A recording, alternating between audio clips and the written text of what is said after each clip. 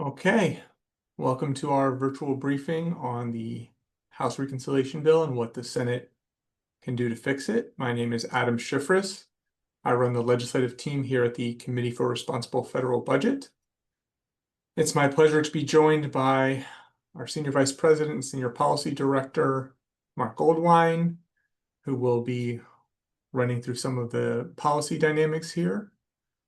Mark has been one of the top budget minds in Washington for a long time now. It's been my privilege to work with him for over a decade. He served on the Simpson-Bowles Commission and the Super Committee. He is regularly featured on major news outlets and in major publications.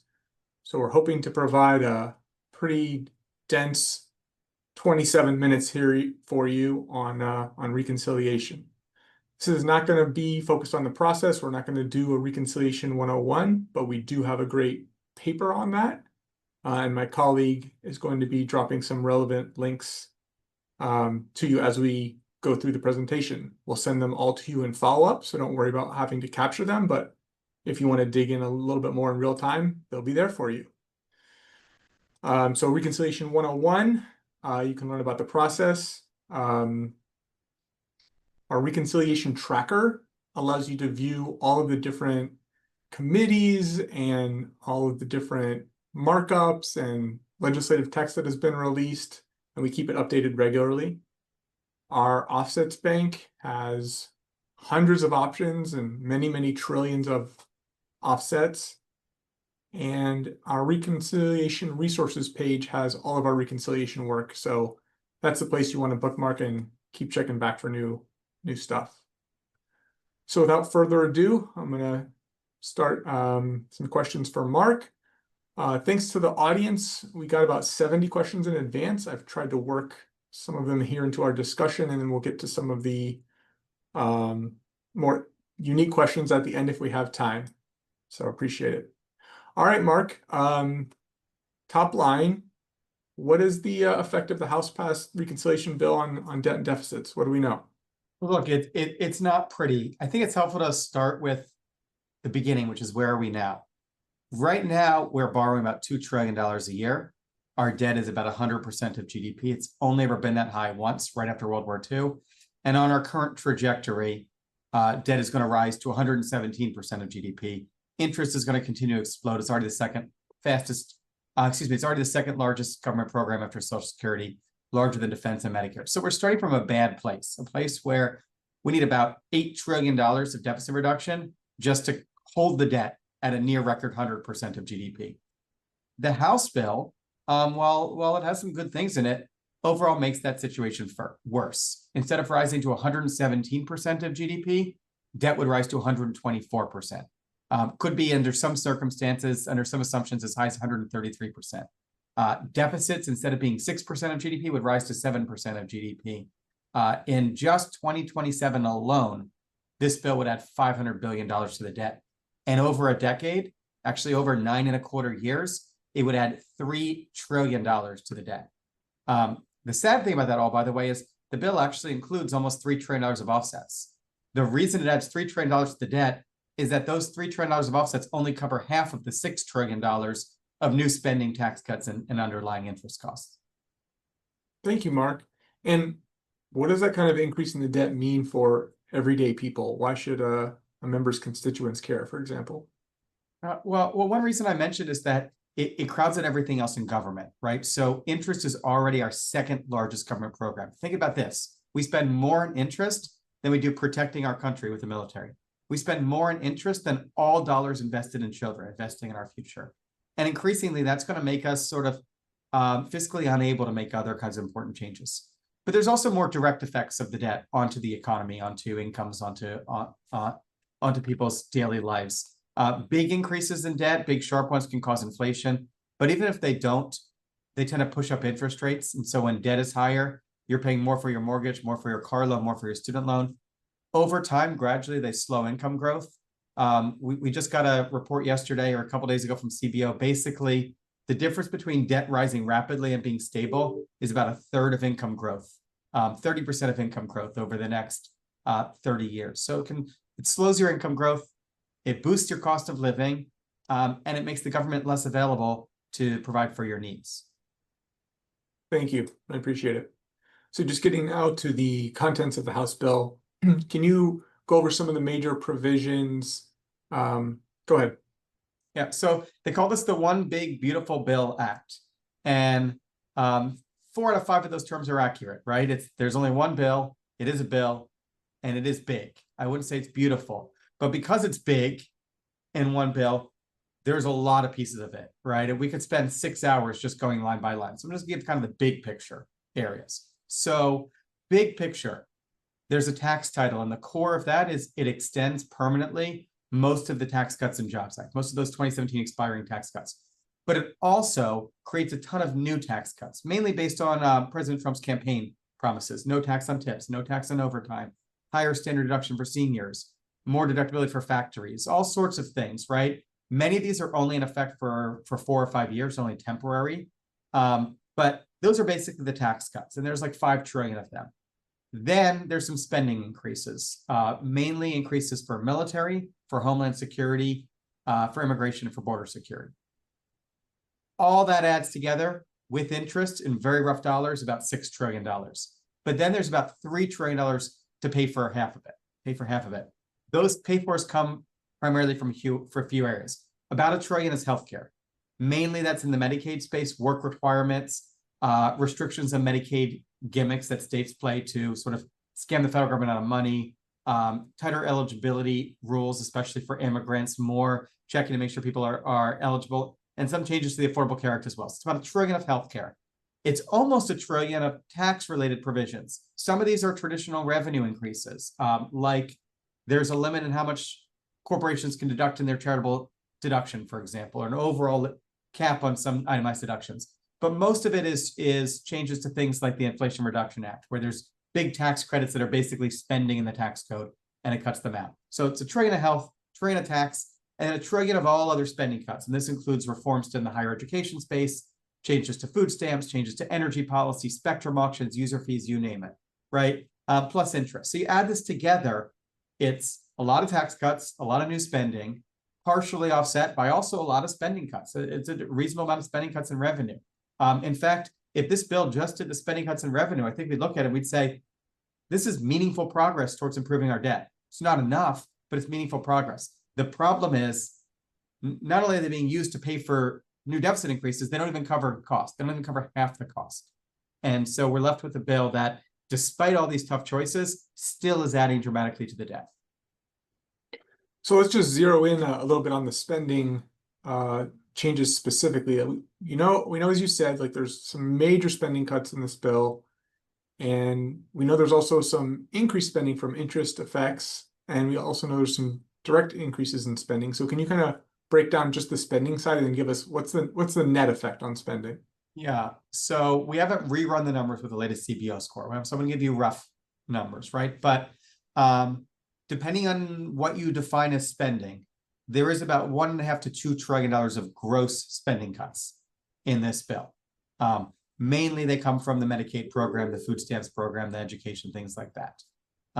But there's also 300 billion plus of spending increases and another 600 billion almost of interest costs. And so when you add all this together, it's still going to be a spending reduction, but most recently we estimated about $800 billion of a spending reduction. That might be 100 billion higher or lower now, but that's what we're talking about. $800 billion, which is about 1% of total spending over the next decade, less actually. And if all of these temporary provisions in the bill are made permanent, for example, the defense spending only really goes through 4 years. I don't think that in year 5, we're going to say, you know what? I think we're good on defense now. So if things like that are made permanent, the spending cuts basically entirely disappear. And you're left with something that's like $100 billion, like almost a rounding error relative to this bill on spending. So if this bill were made permanent, it basically would have no effect on overall spending. Wow. And I should say, all the numbers Mark's discussing are through 2034, unless we say otherwise, the budget window for this budget resolution and reconciliation bill. So let's talk a little bit about the Senate instructions. We have a little bit of a unique situation here where we have a reconciliation set of instructions that are different significantly different from the House and Senate.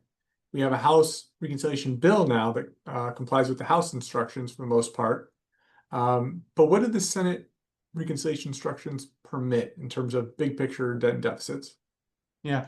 Well, you might have noticed overall I'm pretty down on this bill, right? Because it adds 3 trillion to the debt as written, and it would add 5 trillion to the debt if extended. But something I think the House deserves a lot of credit for is they're way less bad than the Senate, and they actually stuck by it, right? And so the House instructions, as written, effectively allowed about 3.3 trillion to be added to the debt. The Senate instructions allow about 7 trillion to add to the debt. The House not only abided by its instructions on average, it actually beat them, right? So it actually, as written, only added 3 trillion to the debt. That's still an incredible amount, but it did better than its instructions. The issue, though, is the Senate isn't really bound by them, right? The Senate gave itself the ability to basically do 2 trillion more in tax cuts than the House, and to do basically nothing in spending cuts, right? The House required itself 1.5 to 2 trillion of spending cuts. The Senate required itself 4 billion with a B, right? 4 billion out of a $5 trillion package. And so as we're looking to the Senate, there is a risk they're going to just go way bigger than the House. And instead of adding 3 trillion to the debt, as I said, they could add 7 up to 7 trillion to the debt. Now, the good news is I don't think the House is going to allow that.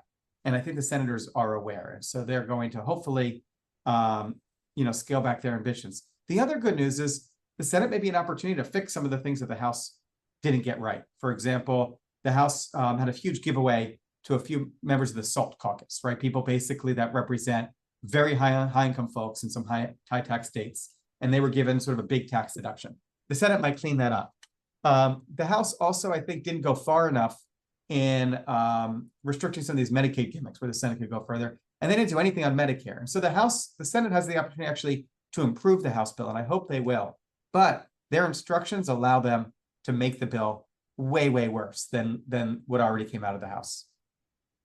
Well, let's dig down on that for a minute. And I should just note, you're correct in saying the Senate gave itself when you refer to the instructions, but it's also really endorsed by the House because they passed the same concurrent budget resolution that had those Senate instructions in it. And if they wanted to, they could have, insisted on changes before passing that. Ultimately, they'll need to pass the final reconciliation bill, of course, as you said. So can we just go to the main motivation behind this bill, which is TCJA? Can you talk about some ways the Senate could improve the TCJA provisions beyond SALT, which you just talked about? Yeah, look, so in 2017, in the first Trump administration, Republicans passed a major tax bill that I think with the benefit of hindsight, we should all be able to agree had some really great provisions, had some pretty bad provisions, and had some provisions that were fine, and we can argue if they were worth the cost. It was a big bill, not as big as this, but it was a big bill, and so of course it's a mixed bag. For the most part, what the House actually did was expand it.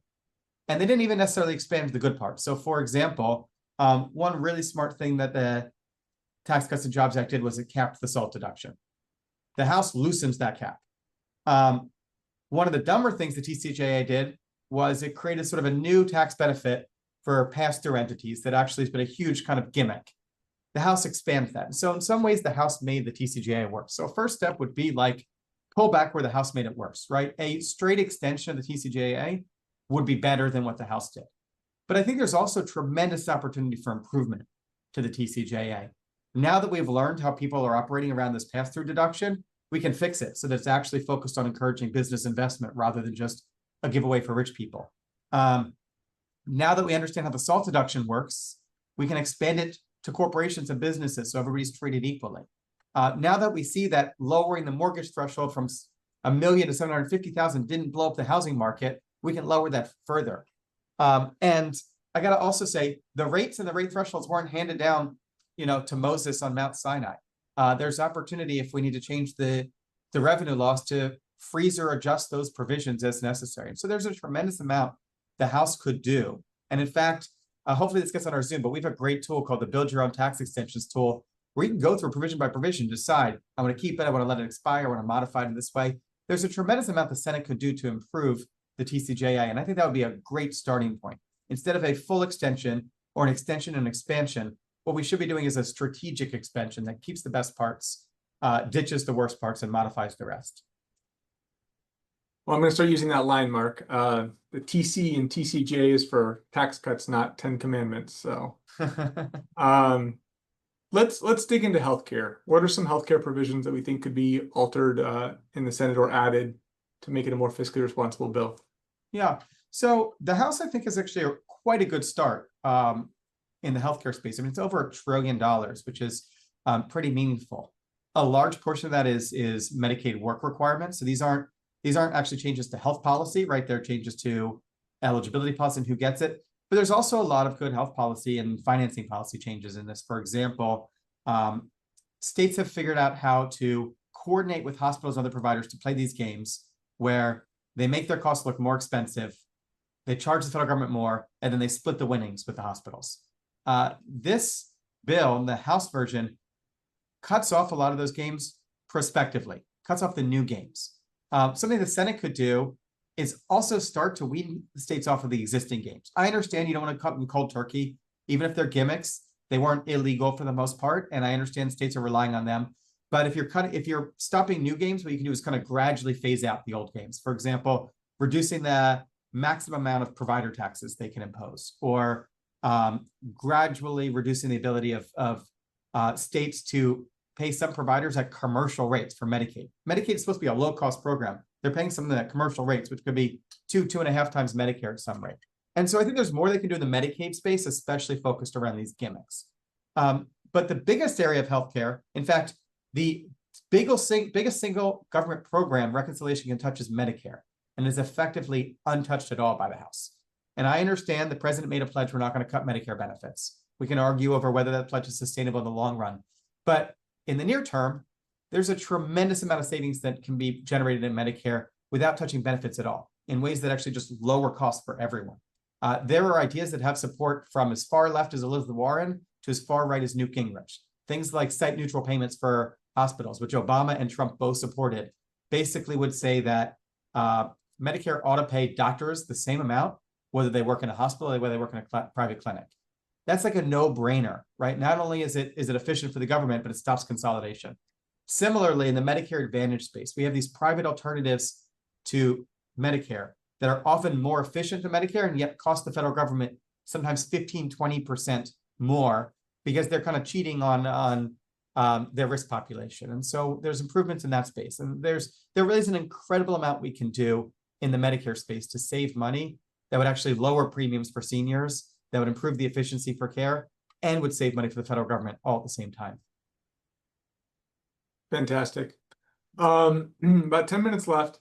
Any other additional savings going beyond some of the TCJ items and some of the healthcare items you talked about that we think the Senate should consider?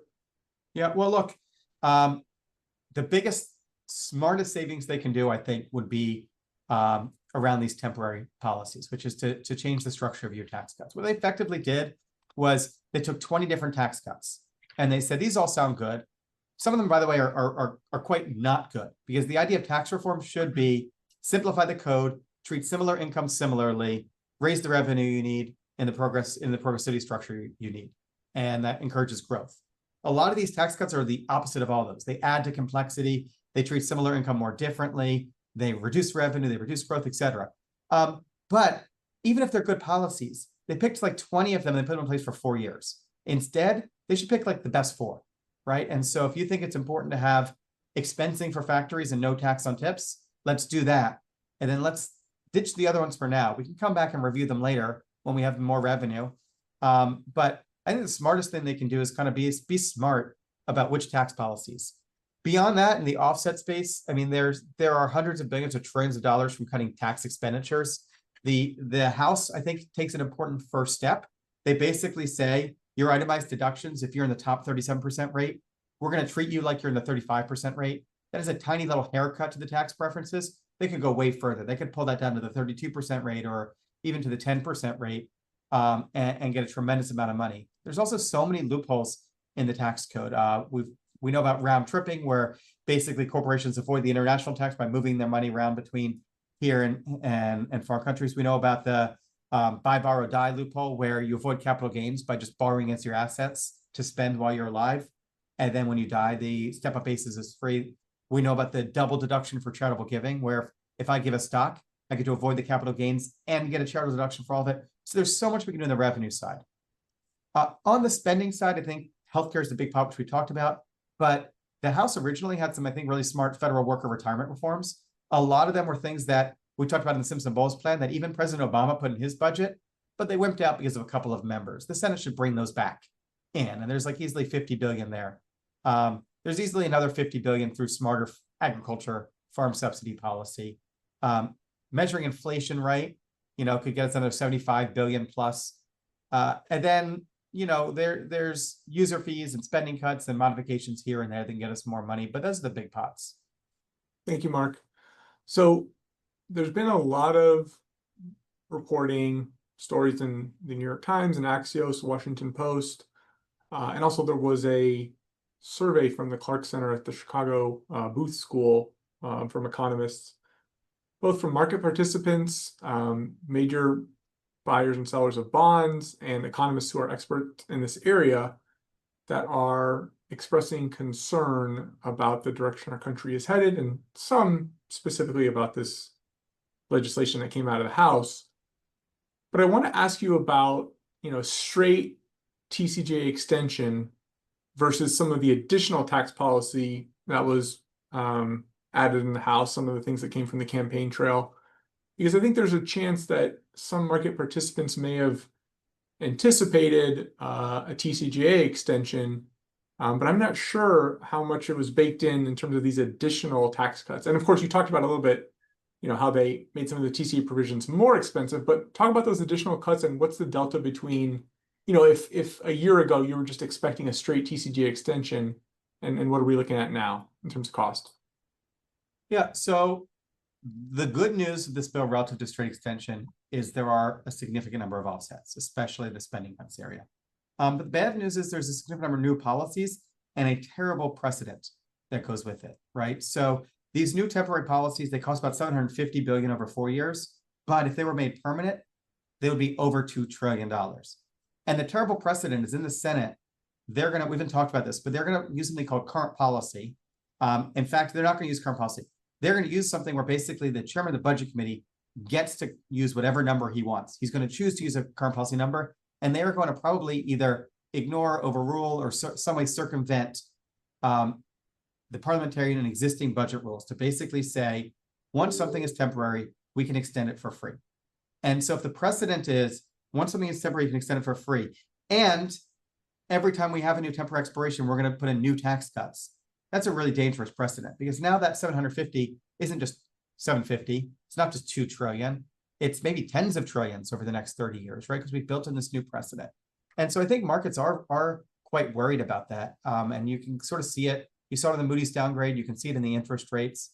And by the way, this feeds back into the problem itself. We just ran some numbers. If interest rates just stay at their current level, 4.5% as opposed to the 4% CBO was projected, that's another $2 trillion added to the debt. And of course, we know higher debt pushes up interest rates. And the risk here is there's a debt spiral.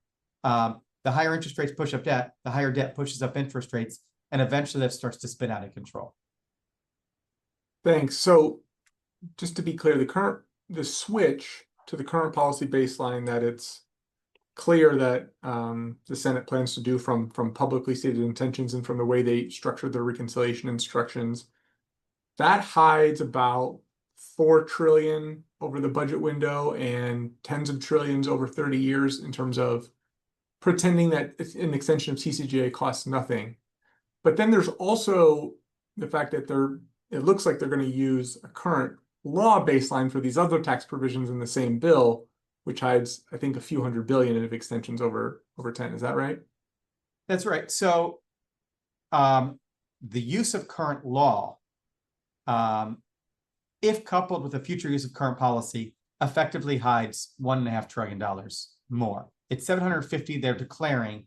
There's another 1.5 trillion they're not declaring. But the bigger issue isn't even that 750 or the 1.5 trillion. The bigger issue is the precedent they've set, because now there's a two-step that whenever you want, you can do a temporary policy. Then when it comes up for extension, you say that's free. The extension is free, and you do more temporary policies, which you can later say is free. And so what I fear is not just the bill itself is quite expensive, and I'm worried the Senate's going to make it worse. And I'm worried the extensions are going to make it even worse. But even more than that, I'm worried about the undermining of the entire fiscal credibility, because if this is the new normal, there's sort of no end to the growth in the underlying primary deficits. Each time we have a legislative moment, we will make the situation worse and worse and worse. Very cheerful. Thanks, Mark.